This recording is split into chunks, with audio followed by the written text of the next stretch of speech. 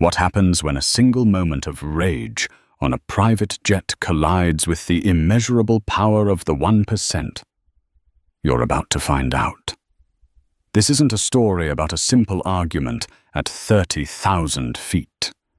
This is the story of Melanie Croft, a flight attendant who did the unthinkable. She slapped the son of a black billionaire, Peter Thorne.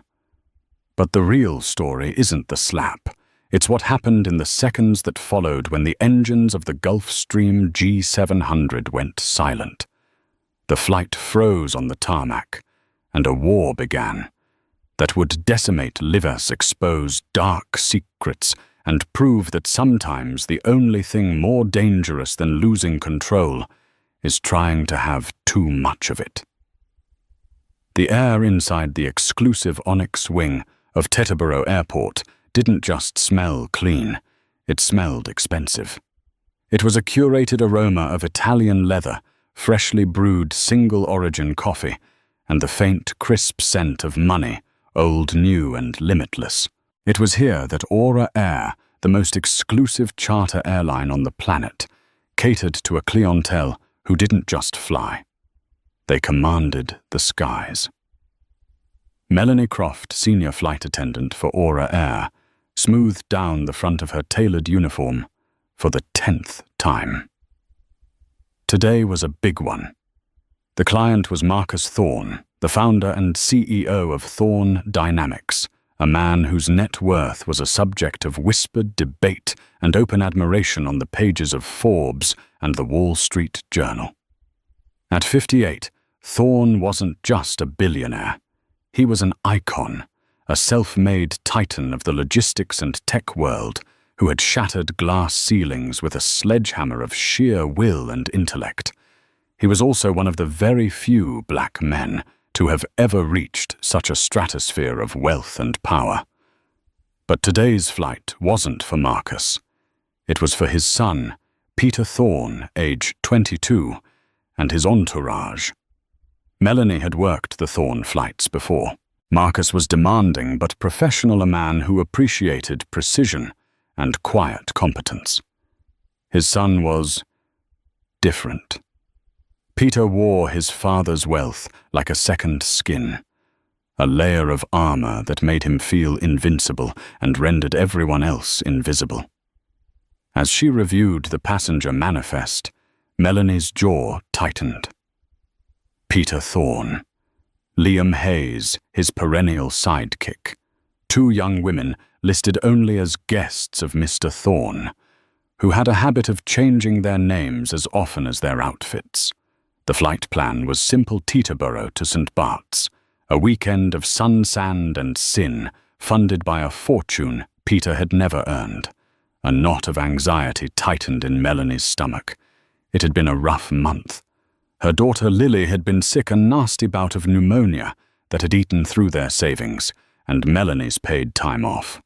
Her ex-husband David was as usual late on his child support, his texts full of flimsy excuses that boiled her blood.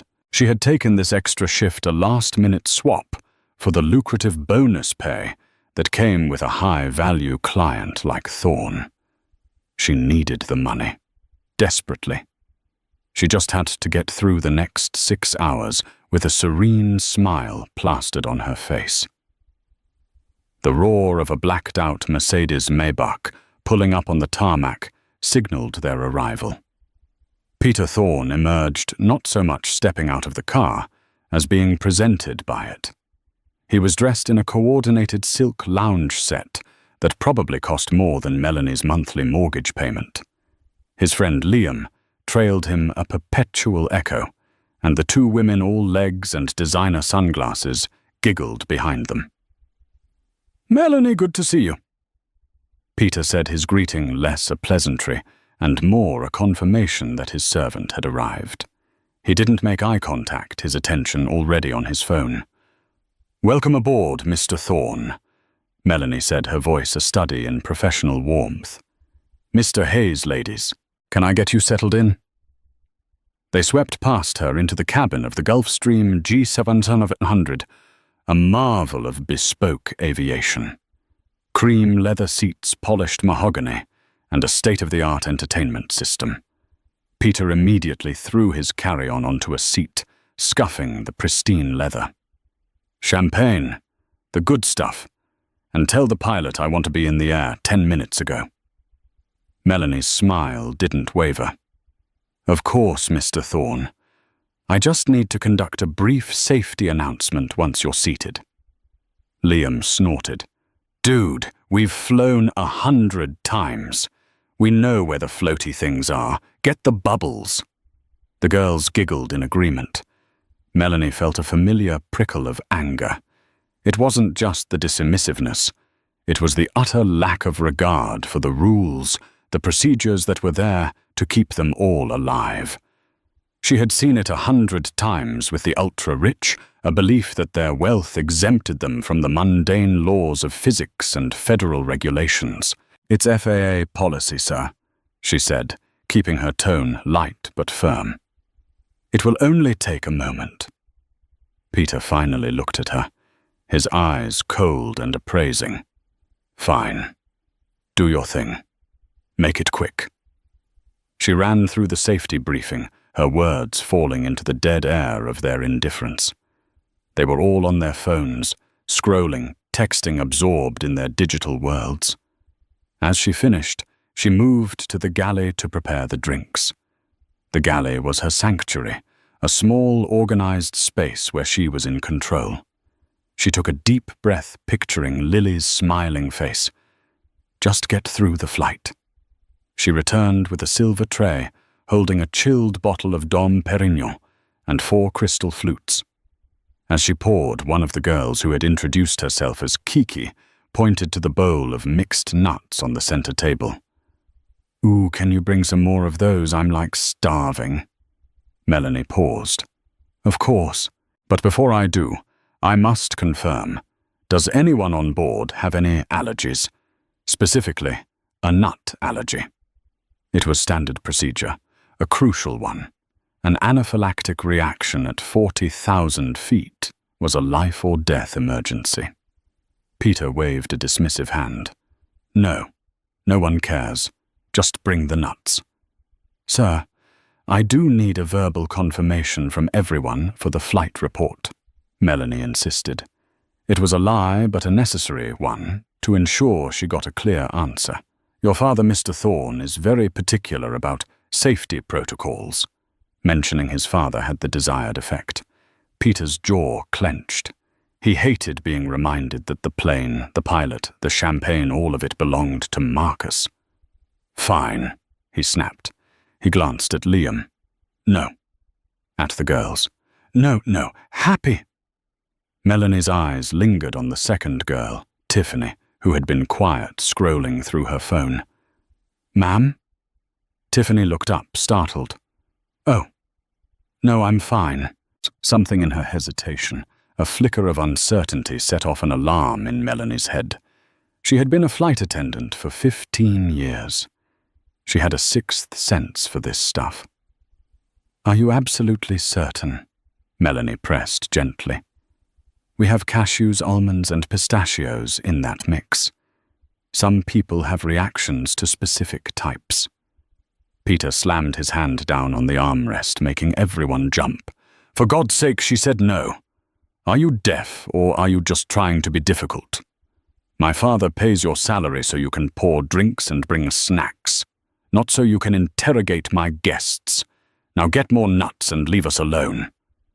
The venom in his voice was a physical blow. Every frustration from the past month, the bills, the loneliness, the exhaustion coalesced into a single point of white-hot rage in Melanie's chest. Her professionalism, the carefully constructed wall she had built around herself for 15 years, began to crack.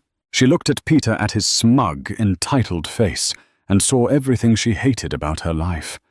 He was a boy playing king in a castle. His father had built a boy who had never known a single day of real struggle. "Mr. Thorne," she said, her voice dangerously quiet. "My job is to ensure the safety of everyone on this aircraft. That is my primary responsibility, above and beyond serving you champagne. Your primary responsibility is to do as you're told, he retorted, leaning forward. You are staff, that's all. Now stop talking back and do your job. And then he did something that tipped her over the edge. He smirked, a slow, condescending smirk that said, I own you. In that moment, Melanie Croft ceased to be a flight attendant. She was a mother, a woman pushed to her absolute limit. The carefully constructed dam of her composure didn't just break, it exploded. Her hand moved before her brain could catch up.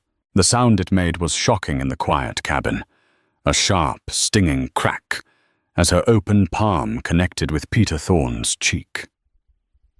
The world went silent. The smirk was gone from Peter's face, replaced by a look of pure, unadulterated shock. A red handprint began to bloom on his skin. Liam's jaw was on the floor. The two girls gasped, their hands flying to their mouths. Peter slowly brought a hand to his cheek, his eyes wide with disbelief. No one had ever dared. No one. He looked at Melanie, and his shock morphed into a chilling reptilian fury. He didn't shout. He didn't move. He simply pulled out his phone, his fingers moving with terrifying speed. He pressed a single contact on his favorites list. Dad, he said, his voice low and trembling with rage. It's Peter. A pause. The flight attendant just assaulted me. Another pause. Melanie's heart was hammering against her ribs like a trapped bird. What had she done? Yes, she hit me. Peter continued. Aura Air. Flight 771. We're still on the tarmac at Teterboro. He listened for a moment, a cruel, triumphant smile slowly spreading across his lips as he looked directly at Melanie. Thank you, Dad, he said, and hung up. He placed the phone face down on the table. You have no idea what you've just done, he whispered. Not 30 seconds later, the low hum of the Gulf Stream's powerful Rolls-Royce engines, which had been spooling up for takeoff, began to wind down. A sudden jarring silence fell over the plane. Then came the voice of Captain Eva Rostova over the cabin speaker, her tone clipped and devoid of emotion. Flight attendants' cabin secure. All passengers remain in your seats. We are holding our position on the tarmac. The flight and Melanie Croft's entire world had just frozen solid. The silence that followed Captain Rostova's announcement was heavier than any turbulence Melanie had ever experienced. It was a dead, suffocating weight, filled with the unspoken reality of what had just happened. The power of Marcus Thorne had reached out from hundreds of miles away, and with a single phone call, halted a 50-ton aircraft in its tracks. Peter Thorne leaned back in his seat, the red mark on his cheek, a badge of victory. He looked at Melanie not with anger anymore, but with a kind of detached pity, the way one might look at an insect just before crushing it. You should have just brought the nuts, he said softly. Melanie stood rooted to the spot, her hand still tingling, her mind a maelstrom of panic. The gravity of her action crashed down on her. She hadn't just slapped a passenger. She had slapped the son of a man who could buy and sell the entire airline without blinking. She thought of Lily. She thought of her mortgage, her career, her livelihood, her future. All of it had just been incinerated by one impulsive, five-fingered mistake.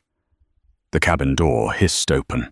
Captain Rostova stood there, her face a mask of grim professionalism. She was a stern ex-Air Force pilot in her late 40s, a woman who commanded respect and tolerated no nonsense. Her eyes, cold and blue, swept over the scene. Peter holding his cheek. Melanie pale and trembling. The other passengers frozen in a tableau of shock. Melanie. Captain Rostova said, her voice cutting through the tension. My cockpit, now. As Melanie walked past the passengers, she could feel their stares. They weren't just looking at her. They were looking at a ghost, a woman whose career had just died before their eyes. Inside the cockpit, the first officer, a young man named Ben, stared resolutely at his controls, pretending to be absorbed in his pre-flight checklist. Captain Rostova closed the door. "What happened?"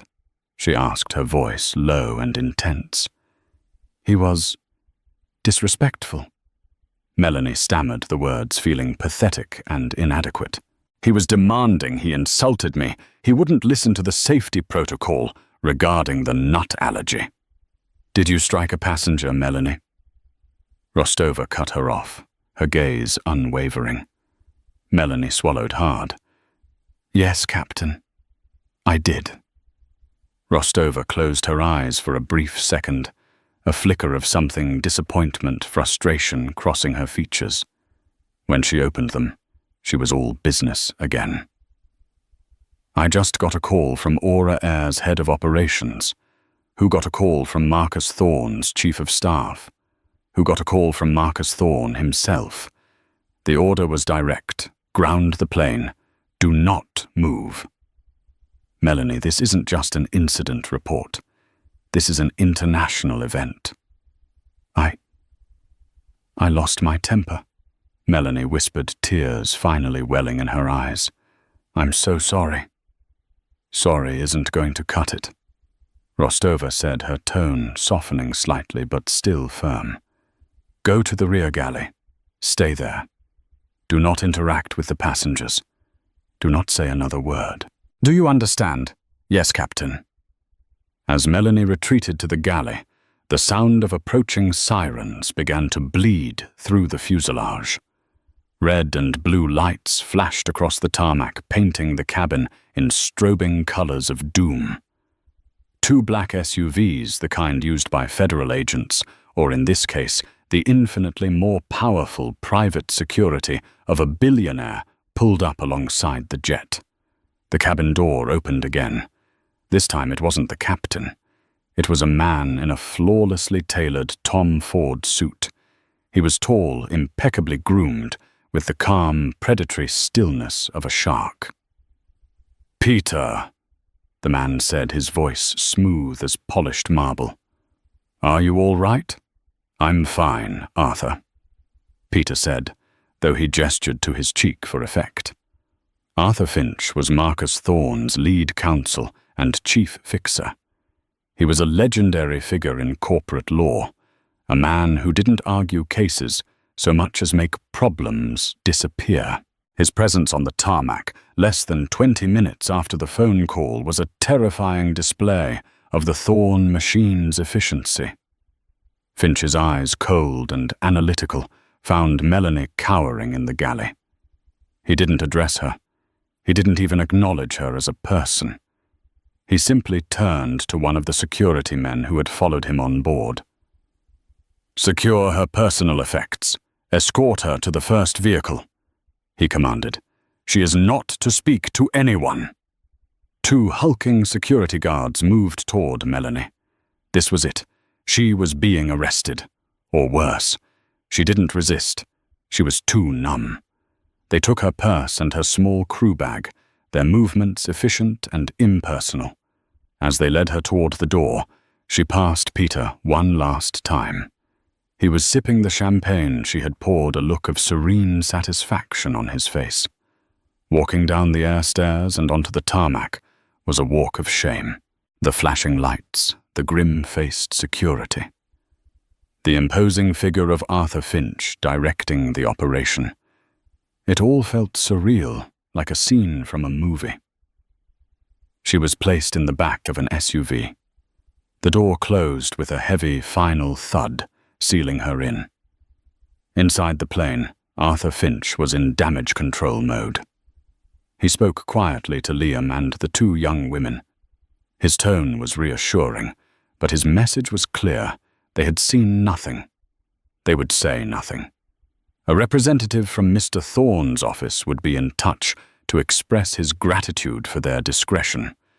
gratitude that would undoubtedly be expressed in a very tangible monetary form. He then approached Captain Rostova. "Captain," he said, offering a thin, professional smile. "My apologies for this disruption. Mr. Thorne holds Aura Air in the highest regard. We consider this matter an unfortunate, isolated incident with a rogue employee." Captain Rostova was unfazed.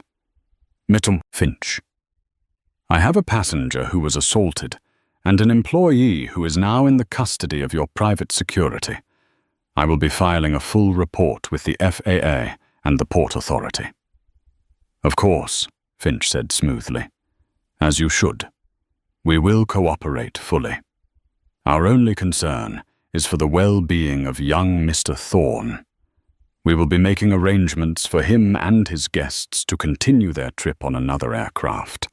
Thorne Dynamics will naturally compensate Aura Air for any and all expenses incurred." He handed her a business card. "Have your corporate office contact me directly. We will make this right." "We will make this right." The words hung in the air, a euphemism for what he really meant. "We will bury this with money." As the SUV carrying Melanie pulled away, she looked out the window at the Gulfstream G700, a beautiful silver bird, now grounded and silent because of her. She had been so proud to work on that plane. Now it was the scene of her professional suicide. The car didn't take her to a police station. Instead, it drove to a nondescript office building a few miles from the airport. She was led into a small, windowless conference room and left alone. A bottle of water sat on the table. It felt like an interrogation room. An hour passed, then another. The silence was a form of torture designed to let her anxiety build, to let the consequences of her actions fester in her mind. Finally, the door opened, and a woman from Aura Air's Human Resources Department entered, accompanied by a corporate lawyer Melanie had never seen before. The HR woman, Brenda, looked deeply uncomfortable. "Melanie," Brenda began, avoiding eye contact. "This is a very serious situation." The lawyer took over. "Ms. Croft, due to your gross misconduct, including the physical assault of a client, Aura Air, is terminating your employment effective immediately." There it was. The axe had fallen. "You will be required to sign a non-disclosure agreement," the lawyer continued, sliding a thick stack of papers across the table. "This NDA is comprehensive. You will not speak of this incident or of your employment with Aura Air or of any of our clients, specifically the Thorne family, to anyone. Not to the media, not on social media, not even to your family. In exchange for your full and immediate cooperation," Brenda added, finally looking at her, "Aura Air is prepared to offer you a severance package of 2 months' pay and will not contest your unemployment filing, provided you sign the NDA today." Melanie stared at the papers. It was hush money. They wanted to buy her silence to erase the incident, as if it had never happened. 2 months' pay. It was an insulting pittance, a fraction of what she needed to stay afloat. But in that moment of terror, it felt like a lifeline. Sign the papers, take the money, and maybe, just maybe, she could salvage some piece of her life. But then she thought of Peter Thorne's smirk.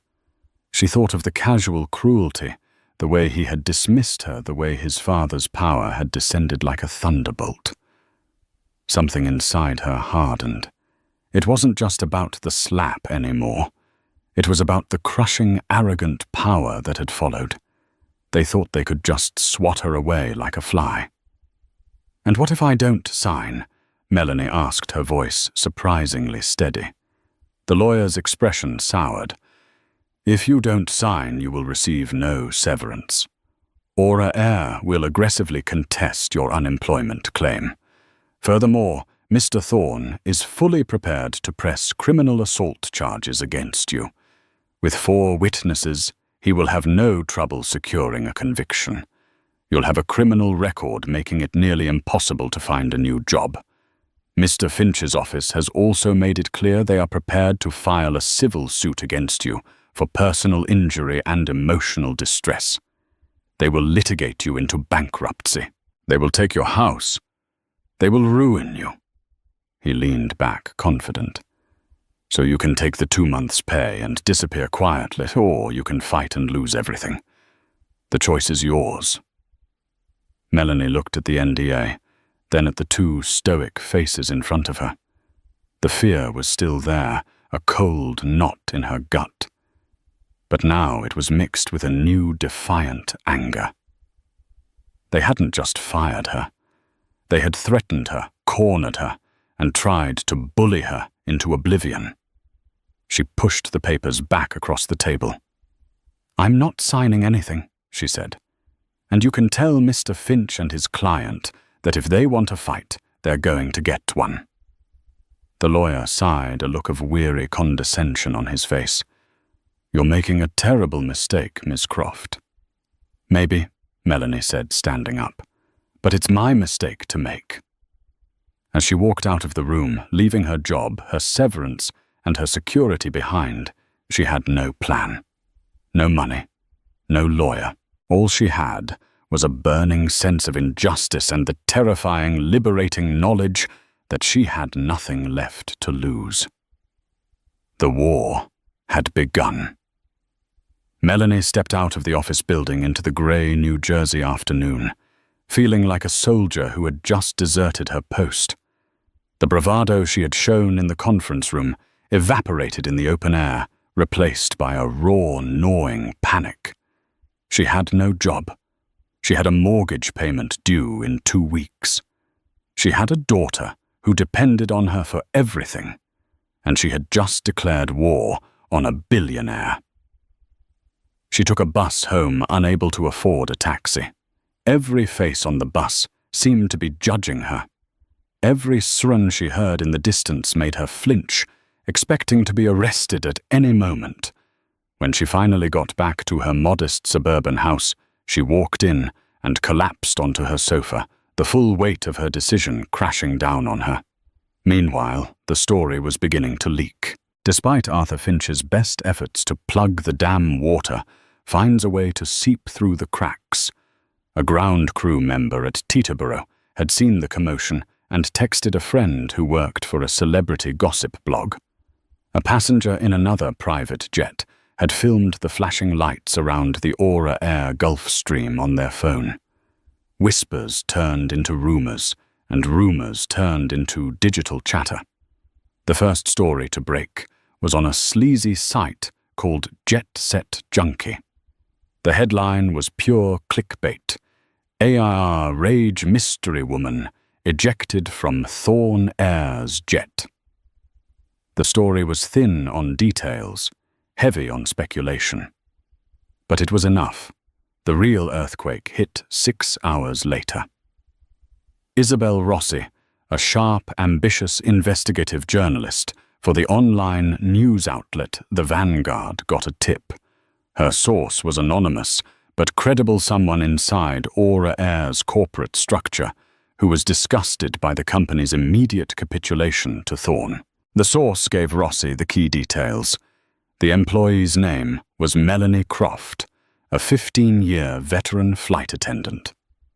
The incident involved Peter Thorne, and it had started over a request to confirm a nut allergy. Isabel Rossi knew she had gold. This wasn't just celebrity gossip. This was a story about class power and corporate ethics. She worked her sources, finding a former colleague of Melanie's who, under the condition of anonymity, described her as a consummate professional and a devoted single mother who was always stressed about money. Rossi's article, published late that night, was a masterpiece of narrative journalism. The headline was explosive: "The slap heard round the tarmac, flight attendant fired, threatened after confronting billionaire's son over safety." The story went viral almost instantly. By morning, Melanie Croft's name was the #1 trending topic on Twitter. The narrative Rossi had framed was powerful and immediately resonant. The hard-working single-mother flight attendant standing up for safety versus the arrogant, spoiled rich kid who saw her as his personal servant. Melanie woke up to the sound of her phone buzzing incessantly. It had been vibrating on her nightstand all night, but she had been too consumed by despair to check it. Now she saw hundreds of notifications. Texts from friends, family, and former colleagues she hadn't spoken to in years. Missed calls from numbers she didn't recognize. When she opened Twitter, she gasped. Her name was everywhere. #team. Melanie was trending. Memes were already circulating her face photoshopped onto the body of Rocky Balboa, Peter Thorne's face on a milk carton, under the heading "Missing One Chin." A GoFundMe page had been started for her by a sympathetic airline union in another state. The title was, "Help Melanie Croft Fight the Billionaire Bully." The initial goal was $10,000 to cover legal fees. When Melanie looked at it, her hands trembling, it was already over $75,000, and climbing by the minute. Donations were pouring in from flight attendants, waiters, retail workers, nurses, anyone who had ever had to smile through gritted teeth while being treated poorly by a wealthy customer. One comment read, "Melanie is all of us. She just did what we all wish we could do." Another said, "Finally, one of the 1% gets a taste of reality. Stay strong, Melanie." It was overwhelming, a tidal wave of public support that left her breathless. She wasn't a pariah. She was a folk hero. The shame and fear she had felt were replaced by a dizzying sense of validation. She hadn't been wrong. She had been right. The Thorne Empire was caught completely flat-footed. Marcus Thorne, a man who obsessively controlled his public image, woke up to find his son had become the global poster boy for entitlement. His PR team was in crisis mode. Their initial strategy, a stony silence, hoping it would blow over, had backfired spectacularly. Their silence was interpreted as guilt. Inside the Thorne family's palatial Manhattan penthouse, the atmosphere was glacial. Marcus Thorne, normally a man of formidable composure, was furious. "Look at this!" he roared, throwing a tablet onto the table. It showed a news segment analyzing the optics of the situation. "You weren't just an idiot, Peter. You were a liability. You took my name, our name, and you dragged it through the mud because you couldn't handle a flight attendant asking a simple question." Peter, who had spent the night partying in St. Bart's after finally arriving on a replacement jet, had been summoned back immediately. He looked pale and shaken. The triumphant smirk was long gone. "She hit me, Dad," he protested. "She assaulted me." "And you let her," Marcus shot back. "You gave her the power. You couldn't de-escalate. You couldn't use your words. You had to act like a common thug, and then run crying to me. And my response, my attempt to protect you, has been twisted into an act of corporate tyranny." Arthur Finch, present for the dressing down, stepped in. "Marcus, the narrative is running away from us. Rossi's piece framed this perfectly for them. We need to get ahead of it." "How?" Marcus demanded. "We issue a statement," Finch said. "We control the story. Peter will issue a public apology. He'll express regret for any misunderstanding on the flight. He'll state that while he was shocked by the physical altercation, he understands that people can have bad days, and he wishes Ms. Croft well. It'll be magnanimous. It makes him look like the bigger person." "Apologize," Peter balked. "To her." "You'll do as you're told," Marcus snarled. "This is no longer about your feelings. This is about protecting a $30 billion enterprise that you seem determined to torpedo." The apology was released that afternoon. It was a masterclass in corporate PR speak, full of phrases like sincere regret and a moment of high tension. It backfired. The internet eviscerated it. Comments poured in. Translation, "Sorry I got caught being a douchebag." Notice he doesn't apologize for his behavior, just for the misunderstanding. The apology only added fuel to the fire. The GoFundMe for Melanie crested $150,000. The public outcry forced Aura Air to issue its own statement, a pathetic attempt to walk a tightrope. They spoke of their commitment to both passenger safety and employee well-being, and announced they were launching a full internal investigation. It was seen for what it was, a weak, cowardly response from a company terrified of its most powerful client. In her small house in New Jersey, Melanie watched it all unfold on TV. She had been contacted by Gloria Allred's office. She had requests for interviews from every major news network. The Flight Attendants Union, FAA-CWEA, had reached out, offering their full legal and public relations support. She was no longer alone. She had an army behind her. Her local union representative, a tough, seasoned woman named Jessica Vance, came to her house to talk strategy. "Melanie, you're in the driver's seat right now," Jessica said, sipping the coffee Melanie had brewed. "The public is with you. The money is there for a top-tier legal team. Thorne and Aura Air are back on their heels. We can make them pay." The fear was gone now, replaced by an intoxicating sense of power. It was the same feeling Peter Thorne probably felt every day of his life. It was addictive. "They tried to ruin me, Jessica," Melanie said, her voice hard. "They threatened to take my house, to give me a criminal record. They wanted to erase me. I don't want an apology. I don't just want a settlement. I want them to hurt. I want everyone to know what they are." Jessica nodded, recognizing the steel in Melanie's eyes. "Okay. Then we don't settle. We sue. We file a wrongful termination suit against Aura Air, and we file a suit against Peter Thorne for intentional infliction of emotional distress." "And his father?" Melanie asked. "Harder to touch him directly," Jessica admitted. "But we make this so public, so painful for his company's brand, that it damages him where he lives, his reputation, and his stock price." That evening, Melanie, flanked by Jessica and a high-powered lawyer from the union, stood on her front lawn in front of a bank of news cameras. The flashbulbs popped a chaotic symphony of light. She was no longer a flight attendant. She was a symbol. She cleared her throat, looked directly into the cameras, and began to speak. "My name is Melanie Croft. For 15 years, I was a loyal employee of Aura Air. I loved my job. On Tuesday, I was fired for doing that job, for prioritizing passenger safety. I was insulted, threatened, and told I was nothing more than staff. When I reacted out of pure human frustration, a billionaire used his power to ground a plane and have me fired. They tried to silence me.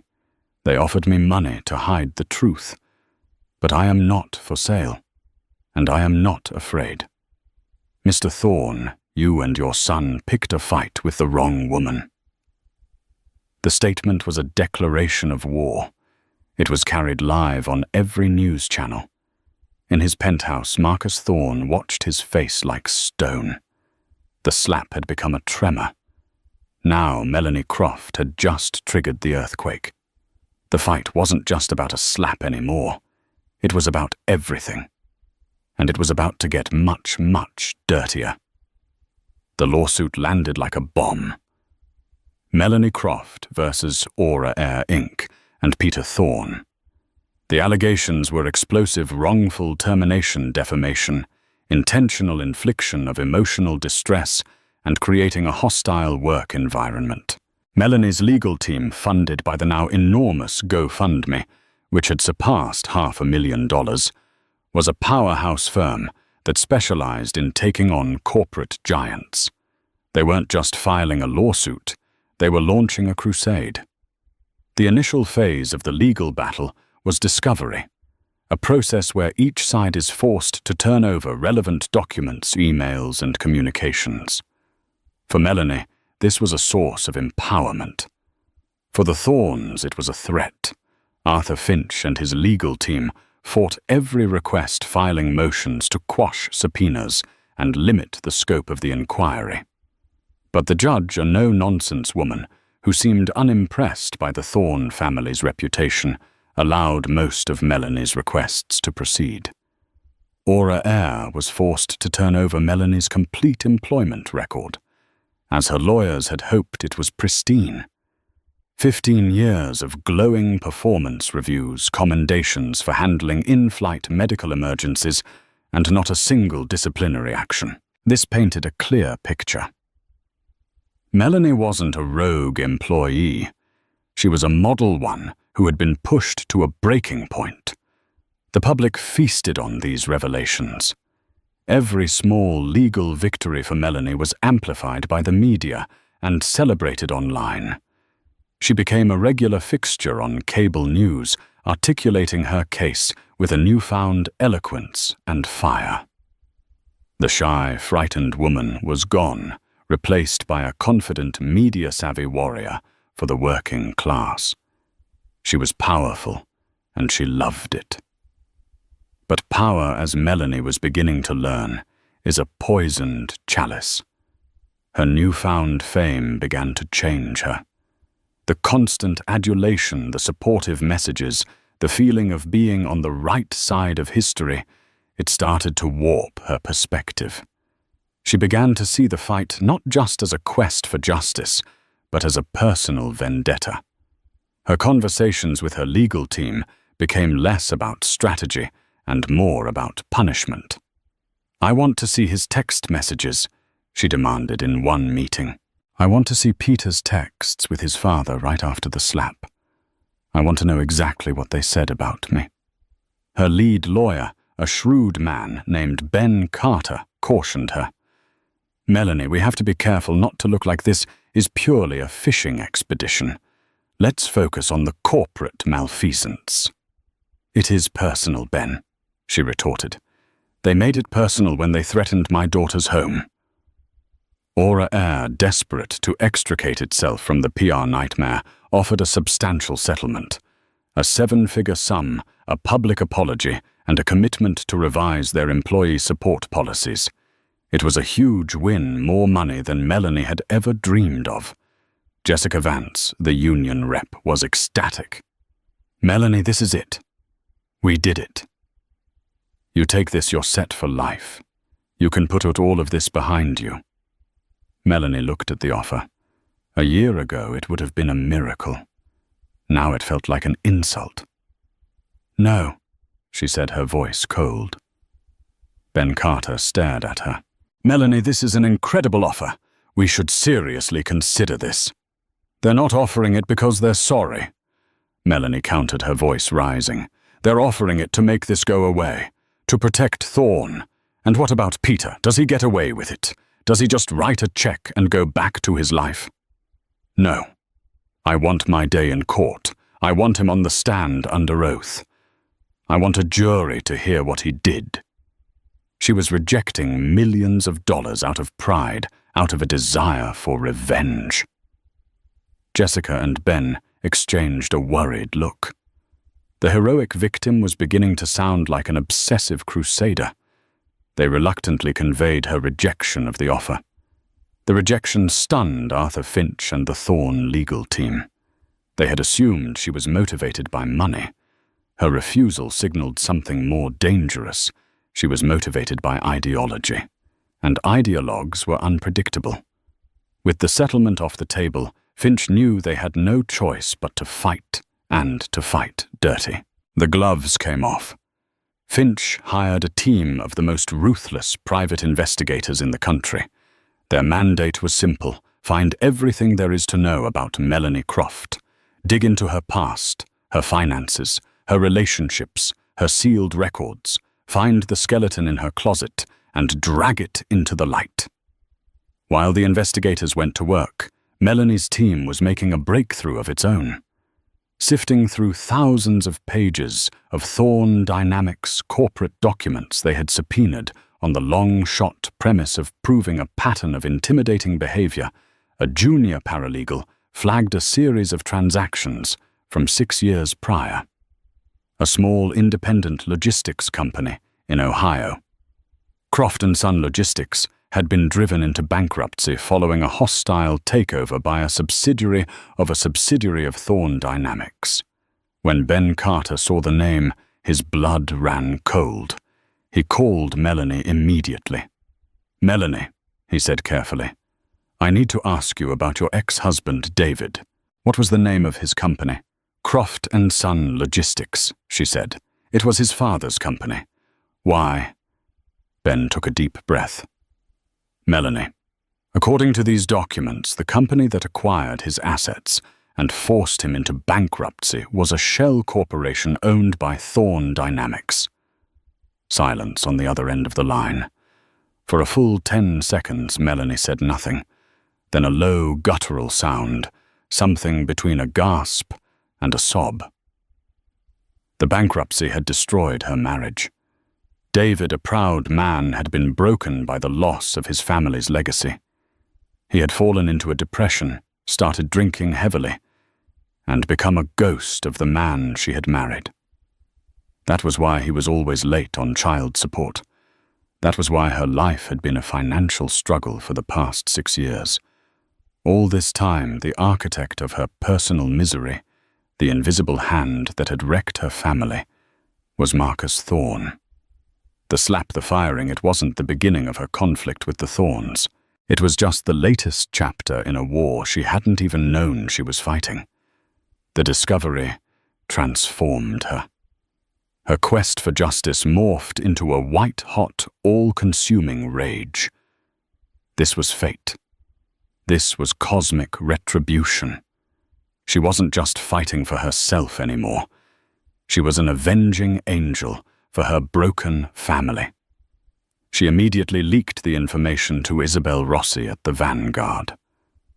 Rossi, smelling an even bigger story, ran with it. The new headline was a sensation: Thorn's Secret War. Did Billionaire's company ruin flight attendant's family years before? The slap. The story was a bombshell. It suggested the incident on the plane wasn't random, but the culmination of a long predatory history. Marcus Thorn was no longer just a billionaire protecting his son. He was a corporate villain who devoured small businesses, destroying lives in his wake. Thorn Dynamics stock, which had been resilient, finally took a noticeable dip. Marcus Thorn was apoplectic. This obscure 6-year-old acquisition, a minor deal he barely remembered, had come back to haunt him in the most public way imaginable. He had tried to be strategic to manage the crisis, but now it was personal. Melanie Croft had not just attacked his son and his company. She had attacked his legacy. He called Arthur Finch. "I don't care what it costs," he said, his voice dangerously calm. "I don't care what you have to do. End this. End her." Finch understood. The time for legal maneuvering was over. It was time to unleash the Kraken. 2 days later, the private investigators delivered their report. It was a thick file, and on the 3rd page they found it. The skeleton. 7 years ago, before her divorce, Melanie had been involved in a workplace incident at a different airline.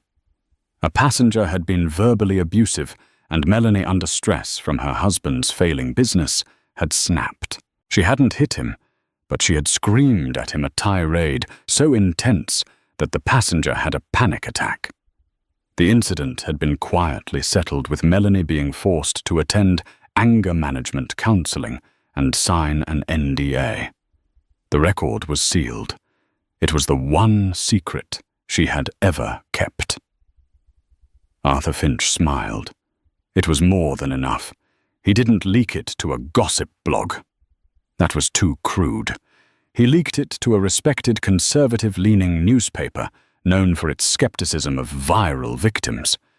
He provided them with a sworn affidavit from the passenger in the prior incident, who was happy to break his NDA in exchange for a generous consulting fee from a Thorn-affiliated entity. The story that ran the next day was devastating. The headline read, "Hero Flight Attendant's Secret History of Rage Sealed Docs Reveal Prior Violent Outburst Against Passenger." The article painted Melanie not as a hero, but as a woman with a history of emotional instability and a dangerously short temper. It reframed the slap on Peter Thorne not as a righteous act of defiance, but as part of a disturbing pattern of behavior.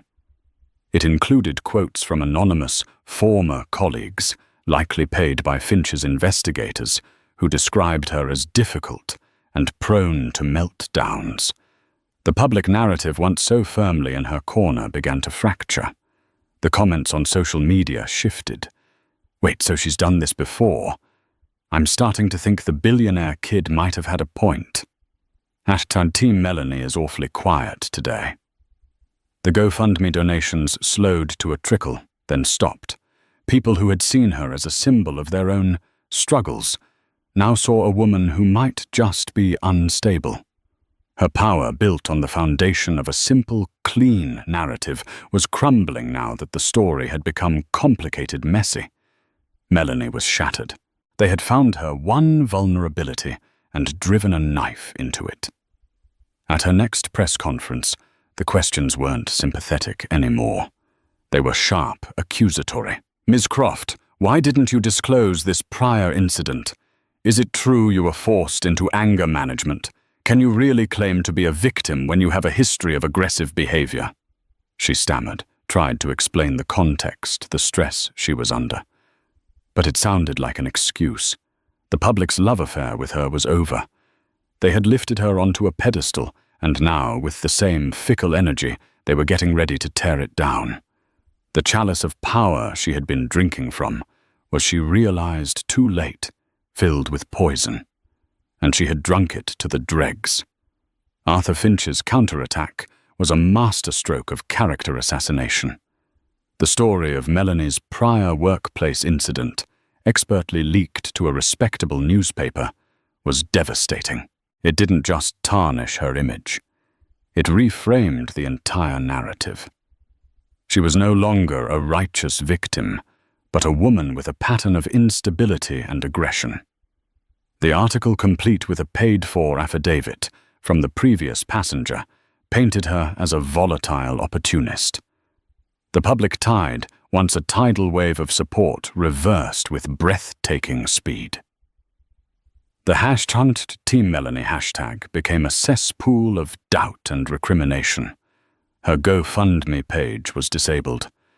Ben Carter, her lawyer, delivered the grim reality: Finch will use this to paint you as a grifter who engineered a payday. He'll argue the slap was premeditated. In court, our case is now critically wounded. The adulation she had grown accustomed to was replaced by the harsh glare of suspicion. The media requests stopped. The supportive calls went silent. Melanie was isolated again, no longer an anonymous victim, but a public pariah, haunted by the fear that she had destroyed herself through her own prideful crusade. While Melanie's public standing collapsed, however, a different kind of reckoning was brewing within the Thorne empire. The story of the hostile takeover of her ex-husband's company hadn't disappeared. It had captured the attention of Isabel Rossi, the tenacious journalist at the Vanguard, who sensed a much deeper vein of corruption. She continued to dig, collecting off-the-record stories from other people whose lives had been upended by Thorne dynamics. The architect of the entire crisis, Peter Thorne, was living in a gilded cage of his own. Exiled by his furious father, he was stripped of his power and left to stew in his public humiliation. The memes and the late-night jokes had made him a global punchline. For the first time, solitude forced him to confront his actions, the casual arrogance, the dismissive cruelty, and he felt a profound, burning shame. His resentment toward his father grew daily. Marcus hadn't just protected his company. He had sacrificed his son's reputation to do it. One evening, fueled by a toxic cocktail of guilt and anger, Peter did the unthinkable. He slipped into his father's private study, a sanctuary of power where Marcus kept his most sensitive files. He wasn't sure what he was looking for, perhaps some leverage or simply an answer. He found it in a folder ominously labeled Project Nightingale. Inside were internal memos detailing a systematic predatory strategy to aggressively neutralize small competitors, including David Croft's business. The documents were a smoking gun, outlining practices that were ruthless, unethical, and likely illegal. A note from Arthur Finch confirmed the liability. Marcus, the paper trail on Nightingale is thin, but not invisible. This was the source of his family's fortune. This was the rot at the core of the empire. A war raged within him. Loyalty to the father who gave him everything versus a duty to the truth his father had tried to bury. He looked at the cold, clinical words that described the destruction of families like Melanie's and saw his own reflection, another pawn in his father's grand immoral game. With trembling hands, he photographed the most damning documents. Using a burner email account, he sent the files to the one person he knew would understand their power, Isabel Rossi. The subject line was a single word, Nightingale. When Rossi opened the files, she knew she held the story of her career. This was the irrefutable proof she needed delivered by an anonymous angel of vengeance. She worked through the night, and her article went live at dawn, timed to hit the market open. The headline was a stake through the heart of the Thorn Empire, the Nightingale Memos, leaked documents, allege billionaire Marcus Thorn led decade-long scheme to illegally crush competition. The fallout was immediate and catastrophic.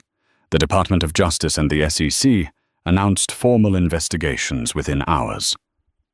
Thorn Dynamics stock went into a nosedive, shedding billions in value as investors panicked. The board of directors, once fiercely loyal, called for an emergency meeting to oust their founder. In her small New Jersey house, Melanie Croft watched the news, her jaw slack. The personal battle she had waged, the fight for her name and her dignity, had been completely eclipsed. It was now a mere footnote in a colossal scandal that was bringing down one of the most powerful men in the world. The karma she had so desperately sought had finally arrived, but it wasn't a clean, righteous thunderbolt. It was a chaotic, destructive inferno, and it was threatening to burn everyone to the ground. The Nightingale Memos triggered a corporate apocalypse. The Department of Justice and the SEC descended upon Thorn Dynamics, launching investigations that paralyzed the company. The fallout was biblical. Marcus Thorn, the man who could halt air traffic with a word, was forced to step down as CEO. His empire was dismantled, and his legacy, once a monument to success, became a testament to hubris. His world shrank to depositions and the cold glare of criminal defense attorneys. Even his fixer, Arthur Finch, was consumed by the blaze, disbarred for his role in the schemes. Peter was never publicly outed as the leaker, but his father knew. The silent war between them became a permanent, icy severance. Cast out from the family empire, Peter vanished from the high society world he once commanded. He landed in a small Midwestern town, taking a humbling job in a logistics warehouse, the very kind of business his father would have destroyed. Stripped of his privilege, he began the slow, arduous work of building a life that was truly his own, finding a quiet dignity he never knew in his gilded cage. And what of Melanie Croft, the woman who had started it all? Her crusade ended not with a bang, but a whimper. With her credibility destroyed and the media's attention fixated on the larger corporate scandal. Her lawsuit withered. The GoFundMe was long gone, her legal funds depleted. She finally accepted a settlement from Aura Air and the Thorne estate, a fraction of the original offer. It was enough to secure her home and pay her debts, but it was a hollow victory. Unemployable in the airline industry, she retreated into anonymity, moving with her daughter to a quiet town in Pennsylvania. A year later, while pushing her daughter on a park swing, a news alert flashed on her phone. Marcus Thorne had avoided prison, agreeing to a record-breaking $1.2 billion settlement with the DOJ. For a moment, the old anger flared. He had paid his way out of true justice. But as she watched her daughter laugh, soaring into the evening sky, the anger subsided. She had lost the war she set out to win, but she had found a fragile peace she never expected. The hard karma of Flight 771 had spared no one. It had shattered the powerful, humbled the proud, and forced them all to live among the ashes of their former lives. So who was right and who was wrong? Was Melanie a hero or a hothead? Was Marcus Thorne a protective father or a corporate predator? The truth is, they were all of them. This story shows us that life isn't a movie with clear heroes and villains. It's a messy, complicated battlefield of human emotion, pride, and consequence. The slap was just a spark, but it ignited a wildfire because it landed in a world soaked in the gasoline of inequality, arrogance, and deep-seated resentment. It's a chilling reminder that a single impulsive moment can unravel entire empires and change the course of countless lives, proving that the ultimate power lies not in wealth or status, but in the choices we make when we're pushed to our absolute limit. What do you think? Who do you sympathize with the most in the end? Let me know in the comments below. And if this story gave you chills, don't forget to hit that like button, share it with someone who needs to hear it, and subscribe for more real-life dramas you won't find anywhere else.